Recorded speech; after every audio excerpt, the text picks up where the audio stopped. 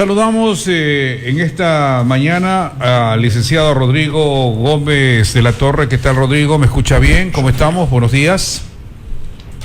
Muy buenos días, William. Un gusto saludarlo, un gusto saludar a todos los internautas y radioescuchas que nos están atendiendo a esta hora. ¿Le ha caído cenizas a usted? ¿Qué pasó por su zona? ¿Qué ha ocurrido por acá, Guayaquil? Harta ceniza. A ver, el volcán está al sur del país, yo me encuentro en Pichincha. Ajá. Obviamente los vientos de esta época son vientos que tradicionalmente soplan de oriente a occidente, son los vientos alisios en el verano. Entonces es lamentable lo sucedido.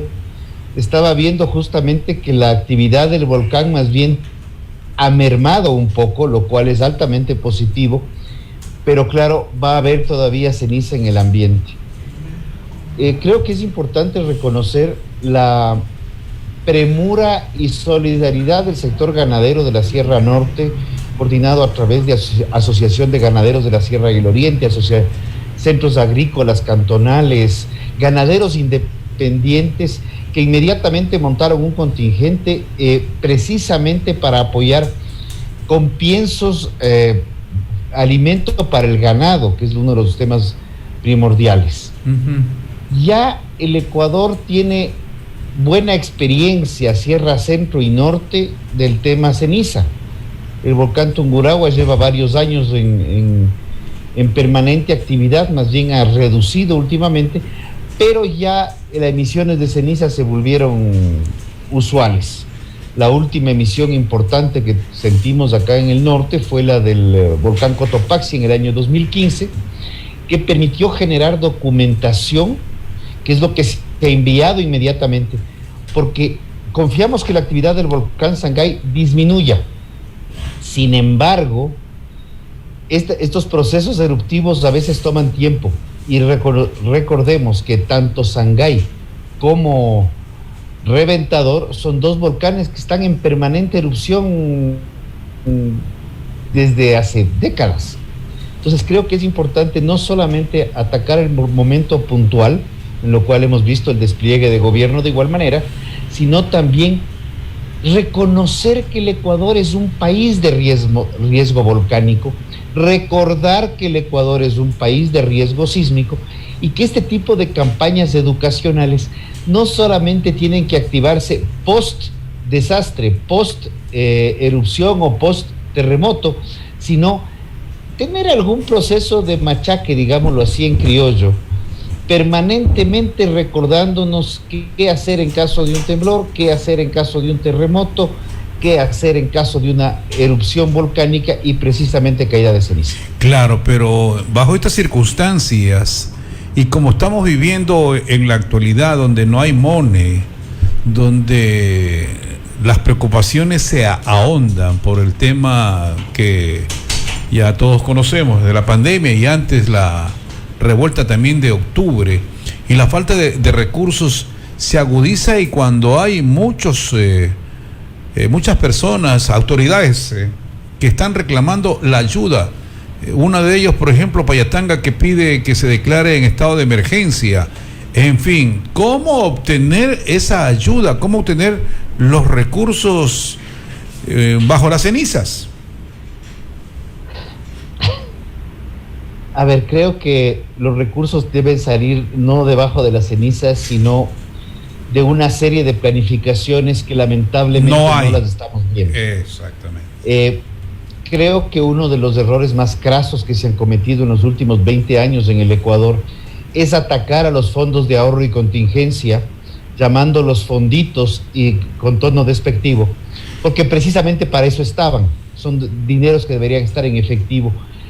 Es algo que, más allá de las voluntades, no se ha podido consolidar, porque seguimos tratando de ver cómo le exprimimos al sector privado para que siga aportando más y más, y la ley de solidaridad del terremoto fue una, y la ley de corresponsabilidad, y ponemos nombres bonitos y rimbombantes. Sin embargo, también no encontramos la responsabilidad de un gobierno que debe poner un aparato burocrático suficientemente grande para lo que produce el Ecuador. Tener una estructura de Estado que represente el 40% del Producto Interno Bruto realmente no es lo más adecuado. Creo que este es un momento en el cual la solidaridad y la actitud de la gente es la que primero manda. Lo mismo lo vivimos en el terremoto. Ahora hemos visto más bien mucha gente apremiada, limpiando, recogiendo ceniza. Ya vemos que hay un conocimiento. Entonces yo creo que por ahí está el primer tema. El segundo tema es la solidaridad, primeramente, y eso debía haber iniciado por ahí, con toda la gente que ha sido afectada. O sea, entendemos la parte del ganado en donde hay que sacudir la hierba dentro de lo posible para que la ceniza caiga, para que haya la menor afectación posible. Entendemos el tema de los cultivos. Hay ciertos cultivos que son más resistentes que otros, y unos que lamentablemente se perderán y habrá que esperar al siguiente ciclo de siembra.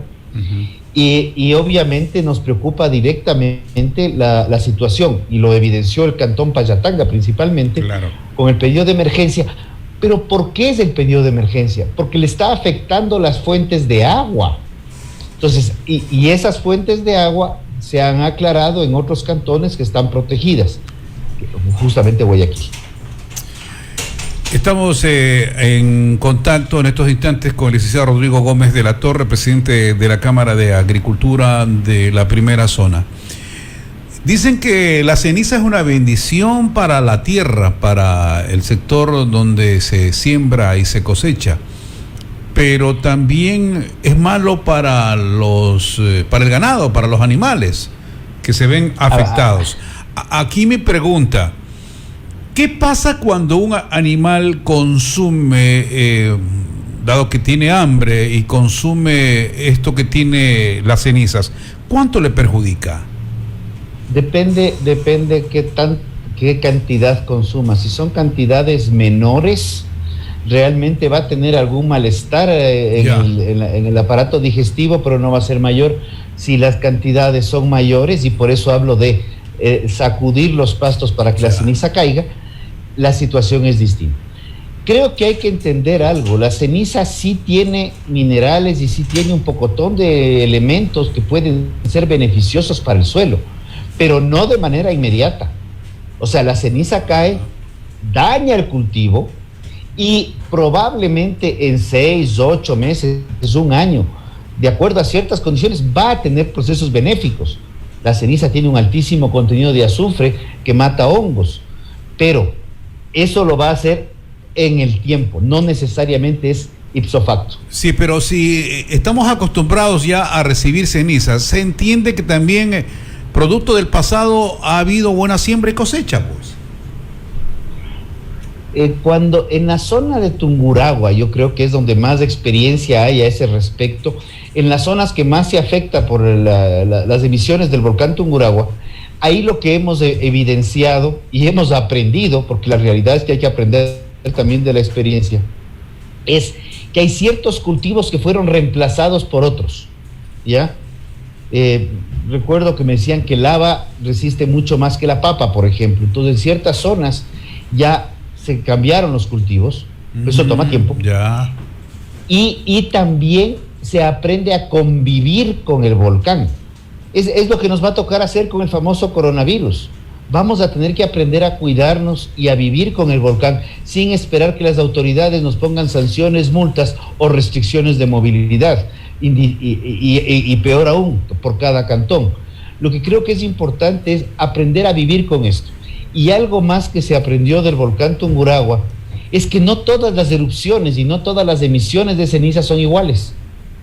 Cuando estuve ahí me hablaban, y fue interesante porque hicimos un levantamiento de información para prevenir o para preparar acciones para el volcán Cotopaxi, y los guardianes del volcán y agricultores de la zona hablaban mucho de que la ceniza blanca, de que la ceniza gris, de que la ceniza negra, y claro, o sea, había que entender, unas les preocupa más que otras, unas tienen más afectación que otras, unas reaccionan en el suelo mejor que otras. Ya.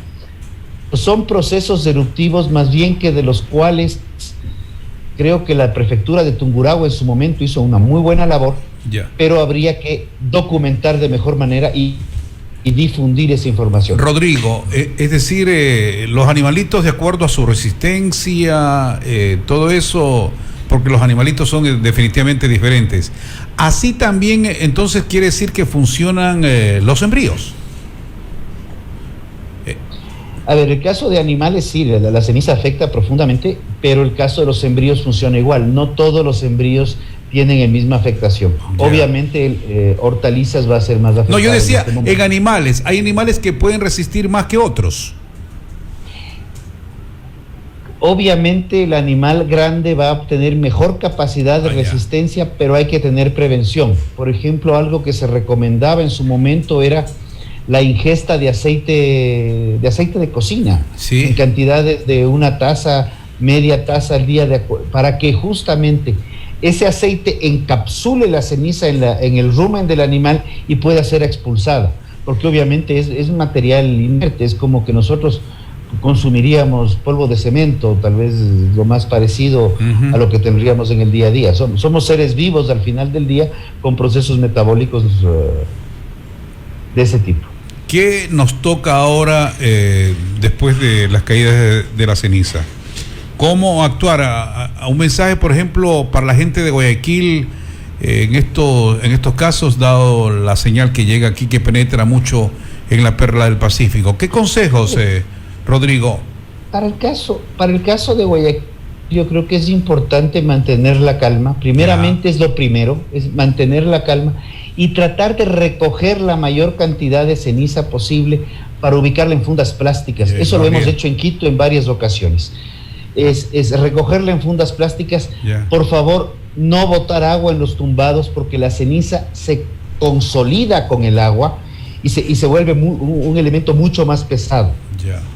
Eso sí es importantísimo. Hay que recogerla en seco.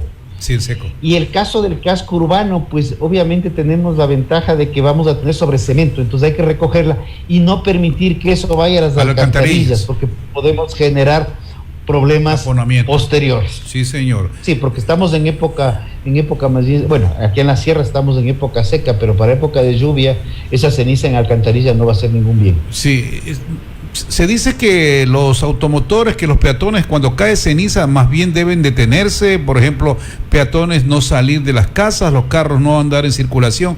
También nos decían que los aires acondicionados, eso no pueden entrar en acción porque hay una ventilación ahí que pueda verse perjudicada, ¿es verdad?